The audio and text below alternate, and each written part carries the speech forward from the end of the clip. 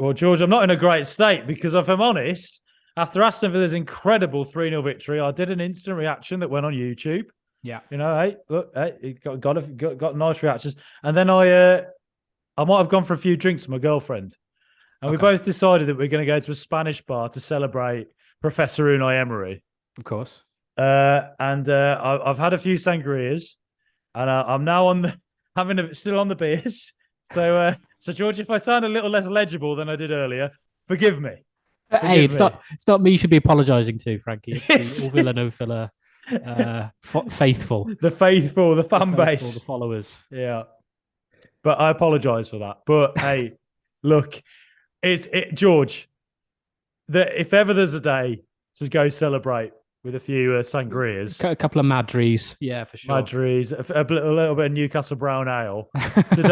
Today was the day when it... George, I'll start by asking you, to be honest. Okay, let's hear it. What did you make of that? Oh, just phenomenal. Phenomenal. Best performance of the season, best result of the season. God, probably best performance and best result for quite a while. We were just talking before we started recording, didn't we, about what performance we compare it to, really. Under Emery, we've had some fantastic results. The 3-1 win at home against United, 2-0 away at Spurs, the victory against Brighton, the Chelsea game. You've got incredible results, really, against some top teams. But that one, I think, because a couple of reasons, really. Newcastle are flying.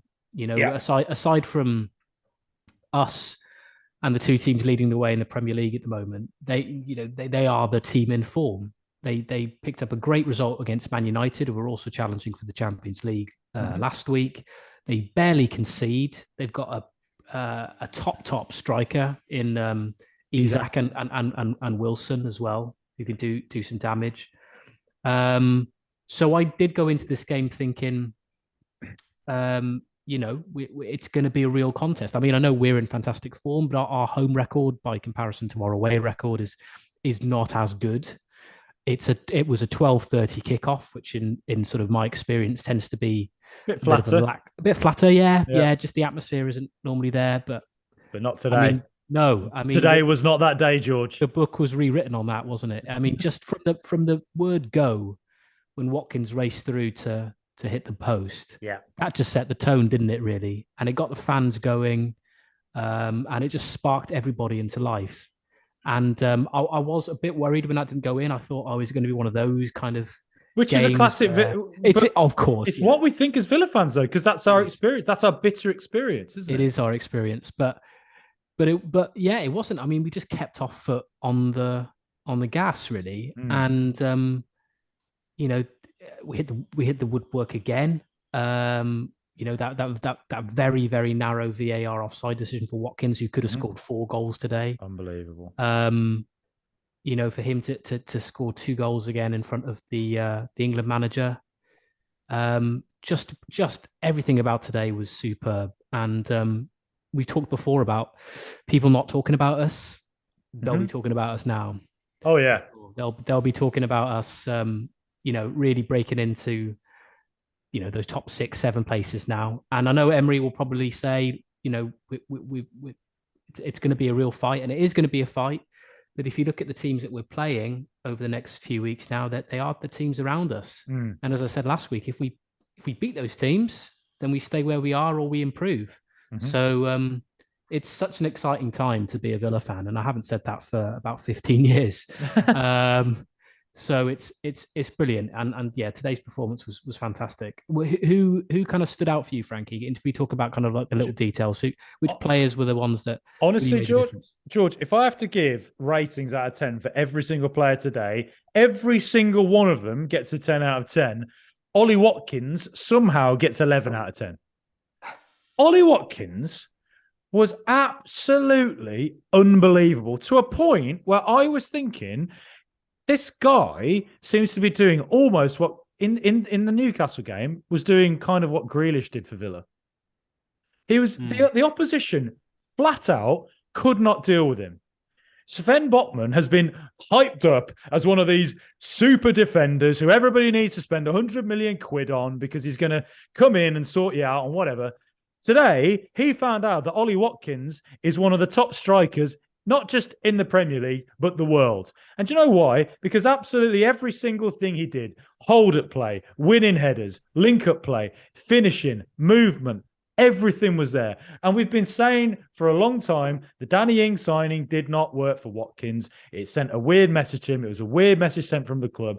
He lost a bit. Well, he lost form. And then suddenly, since he was told, you're the main man, since Professor Unai made him, bloody, leader of the gang, like Danny Zuko in Greece, the T-Birds.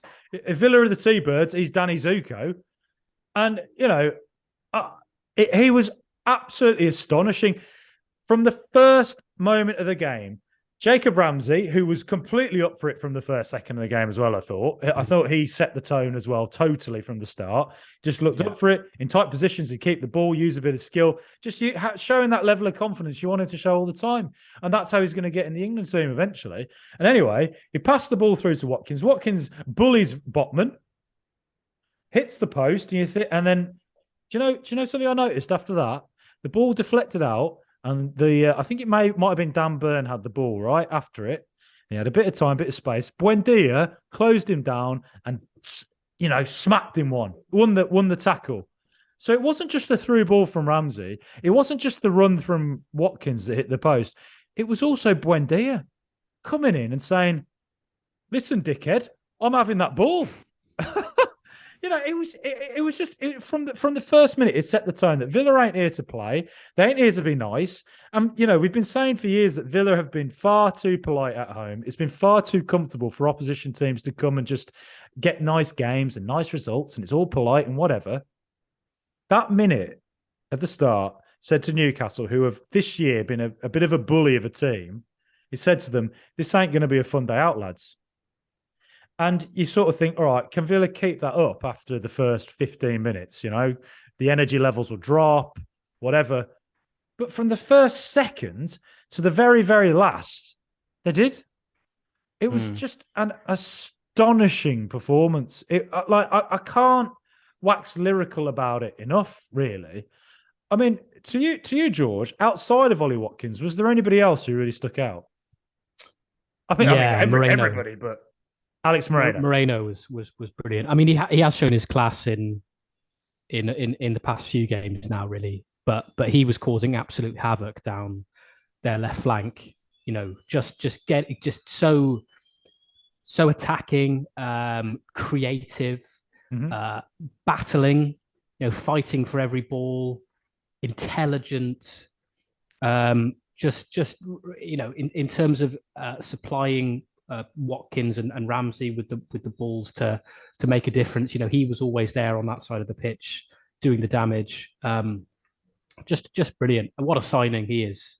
And I suspect that Emery will pillage La Liga again in the summer. I mean, we talked about Nico Williams as a possible addition to the squad, but if that's the level of player that we can get for not that much money, really, in all things considered, then that is a very fertile ground to 13 million quid transfer market. Yeah, I know, just astonishing, really. Brilliant performance from him. McGinn again. Yeah. I thought the fantastic fact that Dendoncker obviously came in. I just on that point, actually, Dendoncker, very tidy game from him today, considering he hasn't been in the side for a long time.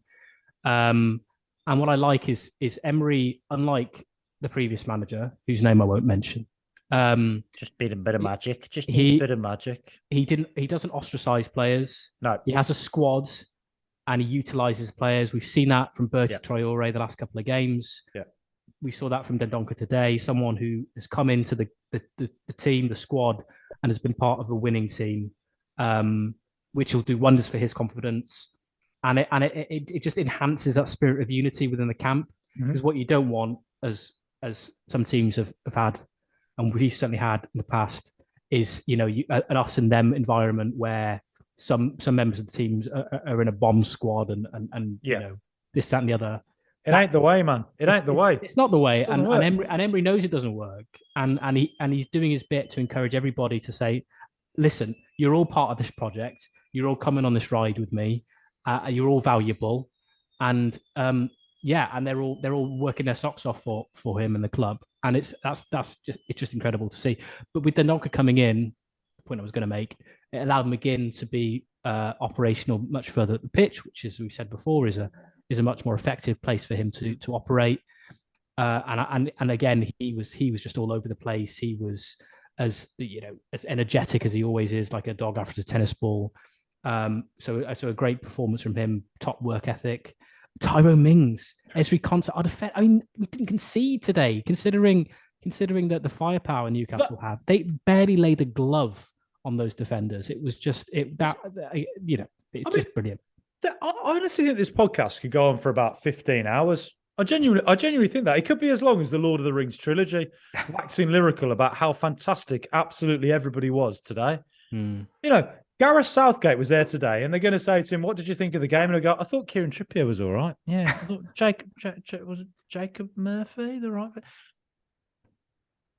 Every single Villa player there today, he might as well just pick Ashley Young, Ezri Konsa, Tyrone Mings, Ollie Watkins, Jacob Ramsey. All of those English lads might as well just get called up for England because they were that good today.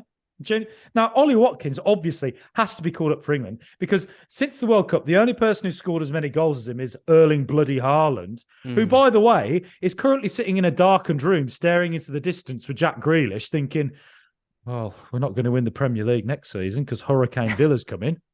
I jest slightly. But, Marcus Rashford, who we've been raving about, who's been fantastic. Ollie Watkins has one more goal than him since the World Cup. Ollie Watkins has more goals than Harry Kane since the World Cup. The first goal, Ollie Watkins jumping up and heading that down for Jacob Ramsey, the wherewithal to do that with this incredibly awkward jump was unbelievable. I can't believe the level Watkins is at right now. And then he was unlucky not to score twice. Pope saving it, unlucky not to get the goal. That a fantastic through ball by Moreno, who you mentioned, by the way. Unlucky to be slightly offside. Then he goes and scores two great goals. And you think one of them, Moreno, again, assist. And you're thinking, you're sort of thinking, if Villa had that disallowed goal against Newcastle before, or at any time we've ever known them in our lives, you'd be thinking, well, here we go. That means Newcastle are going to go and score. They've just brought on Callum Wilson. Uh-oh, we're in trouble. But instead, Villa it doesn't affect them. It doesn't bother them. All these things that you just sort of think traditionally will get to Villa. It just doesn't seem to be happening at the moment. It just seems you know what's even more remarkable about all this is we have a very light squad. Yes. And for this game, we've been hit by injuries. Kamara was out, Bailey was out, Cash was out. Coutinho's been out for a long time. Do you know what I mean? Like those are four, first team squad players. Yep. And if you talk about Kamara, we were saying almost indispensable players that were out today. Yeah. And all the players that have come in have done an absolutely cracking job. I mean, Cash is going to have a real issue trying to oust Ashley Young from right back again But at the same time, Cash has been brilliant recently. Every player who's played, Cash has been fantastic. Yeah, you're right. Every player that's come in when they've been asked to come in has done an incredible job. So it's just it is crazy to think that we're doing so well, and hopefully those players will be raring to go for the run in. Because imagine if Emery has those at his disposal, he has that flexibility to change things up as much as he wants to try and get the results that we need. So it just makes it even more astonishing today's result, really. Here's some magic, today. Dendoncker comes in centre midfield, and you're thinking, wow, Dendoncker's not played for a while, really. He comes in and he does the job because he's motivated, because he's been given an opportunity by a manager who actually makes him believe in himself, rather than being a bit like, oh, you got to prove yourself to me today. It's more like, no, you can do this. You're a great player. It's the difference in tone. Amazing, isn't it? And Dendoncker comes in, and Newcastle probably turned up today thinking, how can we bother Villa? Well, we're physically probably quite a bit stronger than them in centre midfield. We'll put Joe Ellington and Bruno Guimaraes in centre mid. was very Brazilian, wasn't it? Joelinton, Guimarães, and then Douglas Luiz, who again also 10 out of 10, fantastic link up play, incredible. But Dendoncker there as that physical presence in centre midfield meant that Newcastle couldn't assert themselves. They couldn't. And then John McGinn outright on Dan Burn, another piece of tactical genius from Professor Unai, because John McGinn, 5'9", 5'8", 6 foot, I don't know what he is, but he ain't the tallest guy in the world. But he bloody loves hassling, doesn't he? He loves it. And Dan Burn at 6'5" at left back, you've got a 6'5" English bloke, and you got Robert the bloody Bruce in right midfield, absolutely loving it, thinking that this is my dream challenge. And he just gave Dan Burn a nightmare all game long. And the third goal came about from McGinn, again, turning around with his beautiful booty, bouncing them off with his, bumping them off and all that. And then he runs forward into space, ball across, and it eventually finds it, I think it was Buendia he passed it to. Buendia across to him. And I tell you, again, the two Emmys. Lionel Messi has an altar at his house built to Emi Martinez, thanking him for existing because it means he finally won Copa America in the World Cup. I tell you what, after today's performance, he's probably building an altar to Emi Buendia as well. I'll tell you what, because Martinez pulled off some brilliant saves. Yeah. And Emi Buendia, again, physically, he was tackling everywhere. He was trying to make things happen, trying to force the pass. Okay, it didn't always work, but that's just the nature of his game. But when it did work, Newcastle are all over the place. And he's winning tackles. He's further forward up the pitch. I just thought, George, I want to write music about this. I want to reform your old band and we can write a song about it. I know. It's. I was going to say I struggle to find the words, but obviously we've been talking for about 20 minutes about this, so obviously that's just a lie. But it is difficult to formulate exactly how impressive today's performance was, and how hopeful we all are going forward. It's one of those ones where you don't want the season to end, really. You just want to play all the way through August and win play straight to next season, to be honest.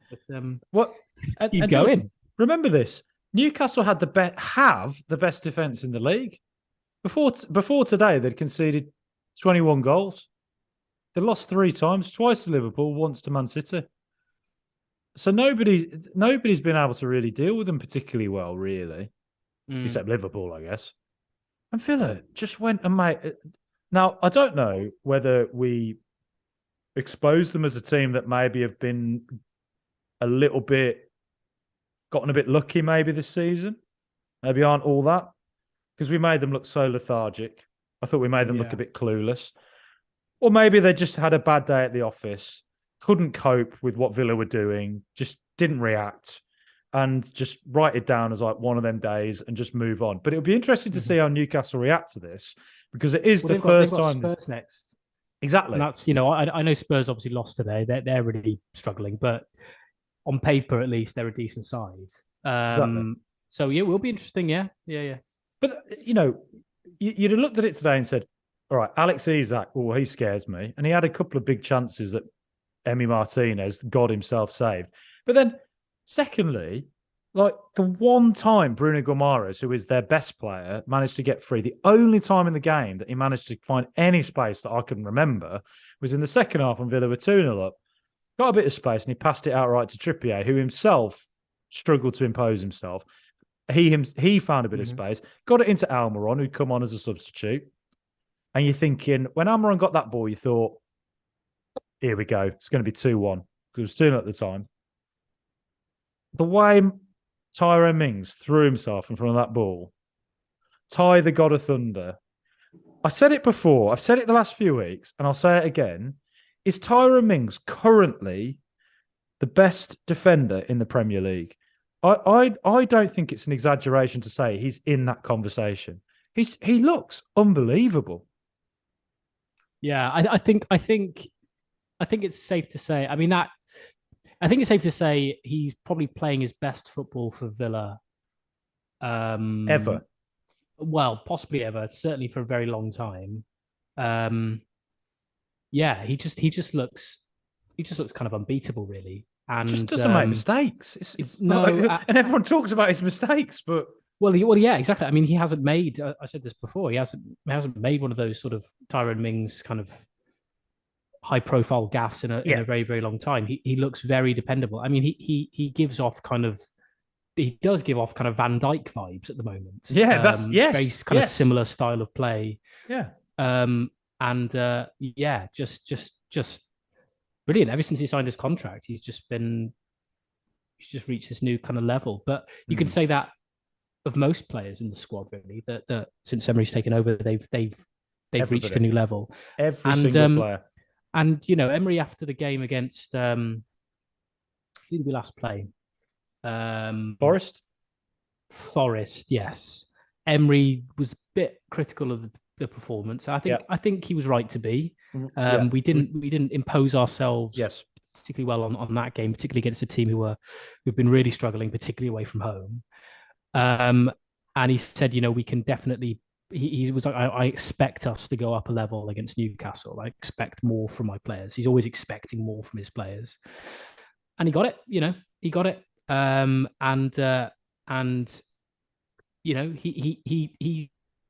He's just brilliant. The way he conducts himself, the way he always talks about the fans, the supporters in the stadium.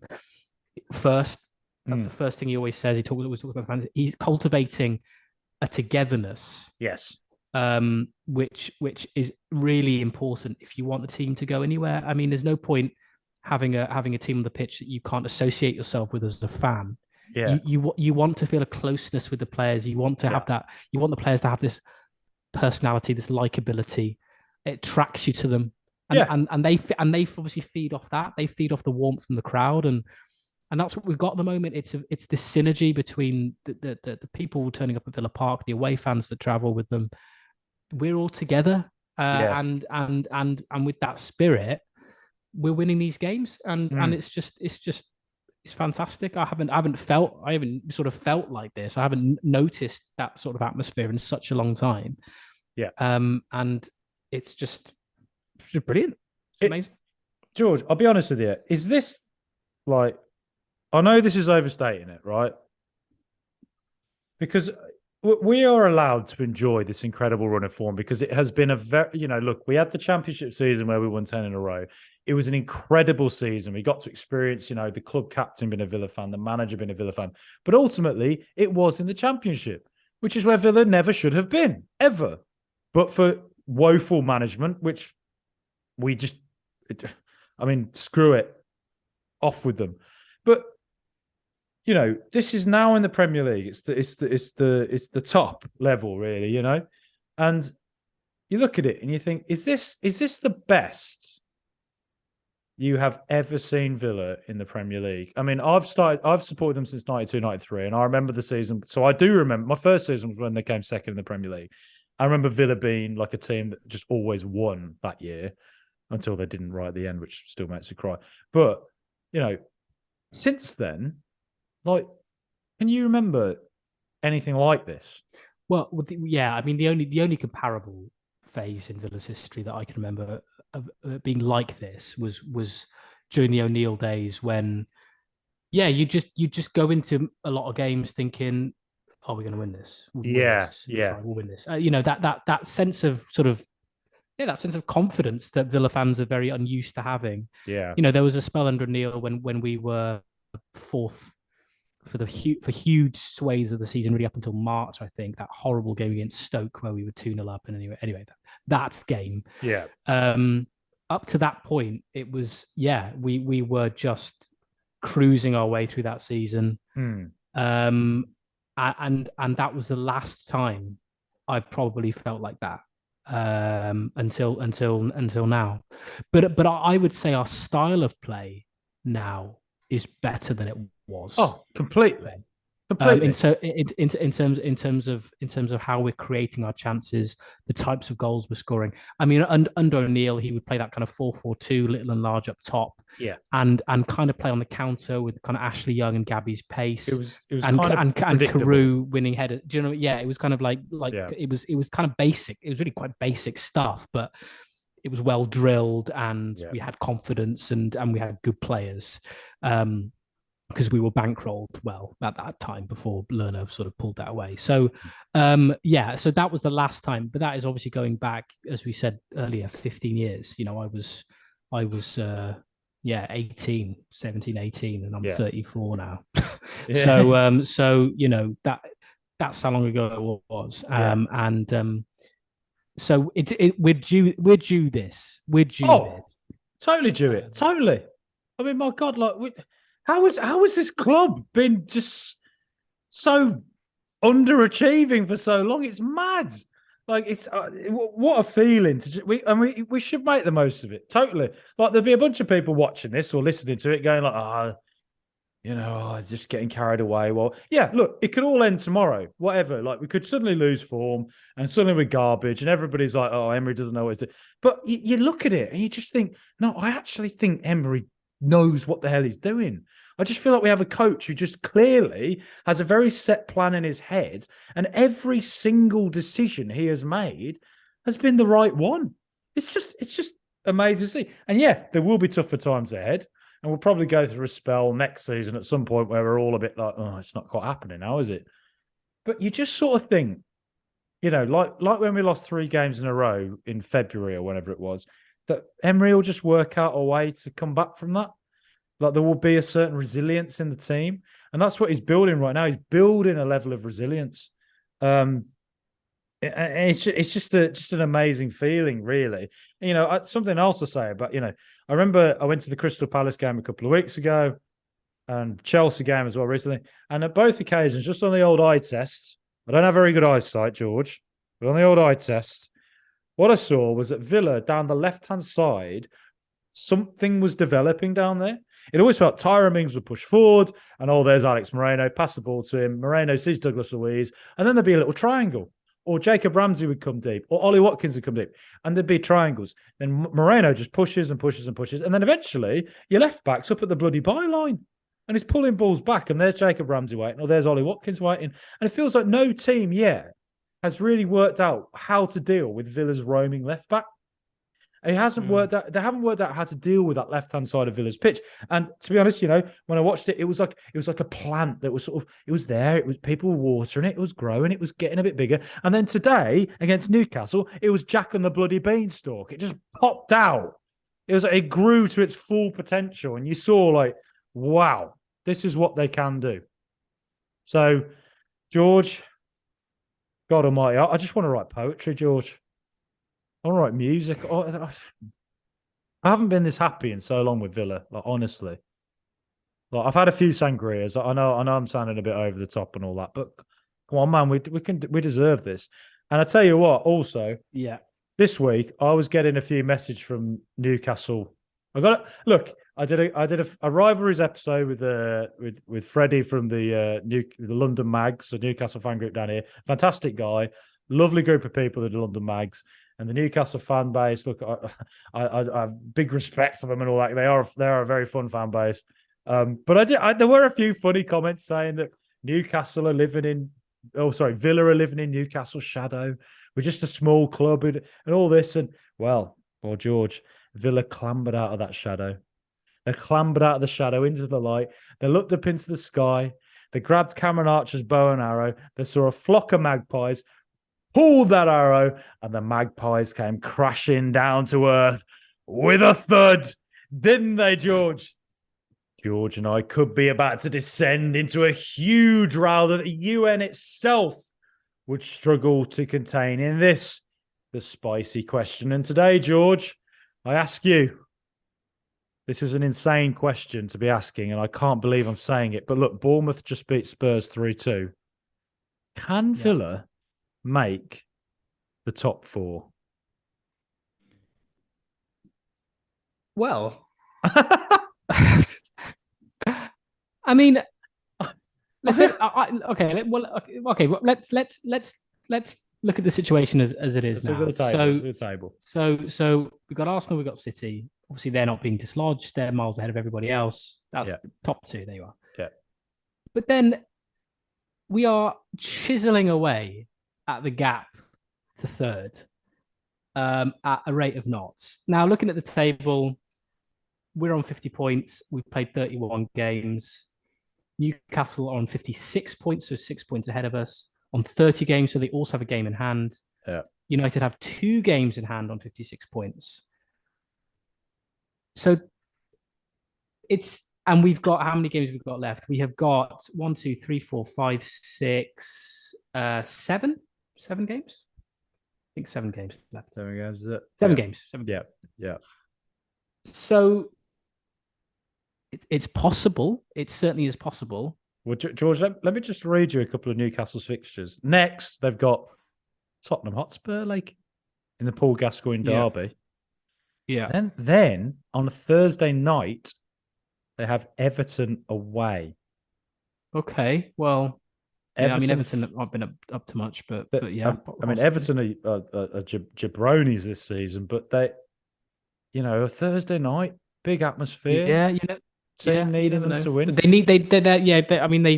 got to be reliant on their home form, haven't they, Everton? So and a couple more. They got Arsenal at home, Leeds away, fighting for their lives. Leicester at home. Sardine could do us a favour, and then Chelsea away at the last day of the season. I mean, no, hang on. Look, Chelsea are going to finish like 10th, and that game is going to be pure give up. That is going to be Newcastle will win that game. But other than that, there's a couple of fixtures there where you're thinking, I don't know. Yeah, well, what I would say, if you look at our fixtures, okay, the ones that scream at me at the moment are United, Spurs, and Brighton on the final day. Because as I say, if you look behind us, Brighton are a point behind us, and they have 2 games in hand too. Yeah, and they beat Chelsea away today, so great result for them. So they're in the mix, very much so. But it is going to be a very interesting end to the season. I worry we might have left this ridiculous run too late, perhaps for top 4. What's much more likely, obviously, is a spot in the Europa League, which would be a phenomenal achievement given where we were, obviously. Yeah. So top 4 is probably a stretch looking at how things are. I can't believe we're saying top 4. I know it is ridiculous. But what gives me a bit of hope is, so Man United, obviously they're 4th at the moment. Rashford is out. Martinez, who arguably has been the best centre half this season. Outside of Mings, but Martinez has had a brilliant season for United. He's worked wonders there. Yeah. He's out for the season. They're still fighting out in a few competitions. I think they've still got FA Sevilla Cup and Europa League. Yeah, they're still contesting. They're still fighting for that. So they're fighting on a few fronts. And their form has been patchy. They let 2 goals slip against Sevilla at home. They obviously lost to Newcastle. Mm-hmm. They drew with Southampton. Is that right? Thumped by Liverpool in recent weeks. So their form isn't fantastic. Yeah. So it's possible, Frankie. It is possible. Unlikely, George, very unlikely. George, but would you have thought we would be in this position 2 months ago, a month ago? No. Our away form has been unbelievable. Yeah, we're beating everyone away. Everyone. I'll just refer back to that Tottenham game. Tottenham were just not at the races and were vulnerable. And I think United are exactly the same. I think they're quite vulnerable. Well, what I would say, the next 2 games, we got Brentford away, and Brentford's form recently has been very, very patchy. But they have been a bit of a bogey side for us, both in the Premier League and the Championship. What did we do this season, though, George? What did we do? I know. Oh, we did, and that was very impressive. But that was potentially down to kind of like the new manager bounce that we had. Mm-hmm. Well, not the new manager bounce, but Gerrard going. Yeah. And then we've got Fulham at home, and Fulham again. Without Mitrovic, they're a different side. I know they won today, but you'd like to think at home. I just think we'll beat them. Tuesday night, you think we'll beat them. And then we come to well, basically the last 5 games of the season are crucial. You know, United away, Wolves away, Tottenham at home, Liverpool away, and then Brighton at home. The final game. There's tough fixtures in there. But as I said, they're all the teams around us. You know, I count Liverpool in that too. So that's 4 teams we're playing out of the final 7 games who are, you know, hovering around where we are in the league. And ultimately, if we beat them, we'll either stay where we are or move further up the table. So you just don't know. You do not know. You do not know. I didn't think we'd beat Newcastle today, if I'm honest. I thought it might just be a step too far given their form and their defensive structure. Yeah. But to see the way Villa played today has given me an unbelievable sense of belief that, like, my goodness, we can take on anyone. And I'm looking at the Premier League table now, and it's got like the 5 most recent results. Villa are just 5 green ticks. Yeah. 5 wins. Like, I mean, what? It just feels like we can beat anybody at the moment, which is just an amazing feeling to have in this run-in at the end of the season. Now, Spurs is an interesting one because obviously we've got Spurs at home, who we don't tend to do very well against at home. God, how many times do we say that about teams? Oh, we don't do well against these guys. And then under Professor Unai, we seem to actually just end this hoodoo. So Tottenham at home, you're looking at them, you're thinking, I reckon we can do it. I think we could. So if we beat Tottenham and we level on points, I mean, I mean, look, I think top 4 is, I think it is too far away from us, if I'm being totally honest. Yeah. But if Newcastle don't react well to this battering they've just received and go and lose again now, you know, to Tottenham or to Arsenal or whoever, I don't know, mate. Yeah, obviously we have to rely on other teams continuing to perform really inconsistently. Yeah. But that's what the other teams are doing. I mean, we are the only, aside from Man City and Arsenal, and up to today Newcastle, I guess. We have for about 2 months now, we have been the only consistent team who have been winning games. Yeah. As in not losing. And we've only drawn 1 game in 7 now, is it? The West Ham game? Yeah. So yeah, we've won 7 in 8. We won 7 and 8. Okay, yeah. So that was Watkins is 11 in 12. Yeah. So yeah, I mean, if we continue that form and the other teams aren't, and they can't match us, you know, there's still so many points to play for, you know. So if we I mean, it's mad to be even. It's mad to be having the discussion. Yeah, of course it is. Of course it didn't cross them. All I've been saying since Professor Unai took over is if we can get top half, fantastic. Yeah, because that's an incredible achievement. And already, I mean, we look like dead certs for that now. To be honest, yeah. It kind of feels like the pressure's off, regardless. Yeah, because it's like we've already achieved what we wanted to achieve. Essentially, I mean, regarding unless we have some huge downturn in form, which doesn't look likely at all, then we're going to finish top 10. And ultimately, that was what our target was. Even when Gerrard was in charge, we thought minimum top 10. Yeah. So to be in this position now, where there's still a lot of games left and the potential is still there to say, just challenging for Europe is astonishing, but to be challenging for the top 4 spot is just obscene.